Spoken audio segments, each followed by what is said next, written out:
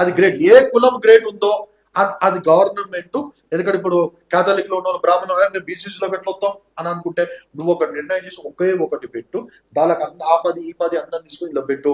ఇప్పుడు గవర్నమెంట్ దృష్టిలో జనాభా సంఖ్యలో క్రిస్టియానిటీ అంటే ఎంత వస్తుంది చెప్పండి? అంతే వస్తుంది కదా సార్. ఇప్పుడు దాంట్లోకి వెళ్ళి లేదు దానికి వస్తుంది. ఎంతమంది వస్తుంది? ఎంత వస్తుంది? ఎట్లా పెరుగుతుంది? ఇంట్లో 10 అందరినీ తీసుకొచ్చి ఒక దగ్గర పెట్టంట. నేను 100 మంది ఉన్నారు, 10 విడిపోయినా సాధ్యం కాదు కదా సార్. వినండి, విడిపోయినాము, ఇది కూడా సాధ్యం కాదు.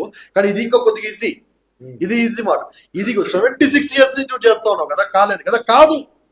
ఎందుకు? క్రైస్తవులు తక్కువగానే ఉండాలి. వాళ్ళు మెజారిటీ. క్రైస్తవులు అయిన వారు ఇండియాలో మెజారిటీగా ఉన్నారు. చాలా మంది ఆంధ్రలో మెజారిటీ ఉన్నారు, Telangana majority. Christianity is not minority in India, Christianity is majority. అది ఎవరికి తెలియదు. అది ఇలాంటి విషయాలు ఎందుకంటే 10 గవర్నమెంట్ మనం విడతీసి డివైడ్ రూల్ చేస్తా ఉన్నది. ఇప్పుడు ఇలా మాదిగలు మాలయాలు కొట్లాడుకుంటా ఉన్నారు. మళ్ళీ మాదిగలకు వచ్చినప్పుడు మాదిగ క్రిస్టియన్లు, దళిత క్రిస్టియన్లు, దళితులు వేరేగా అయిపోయినారు. వీళ్ళు కొట్లాడుతూ ఉన్నారు. మన దగ్గర ఎక్కడ యూనిటీ? డివైడ్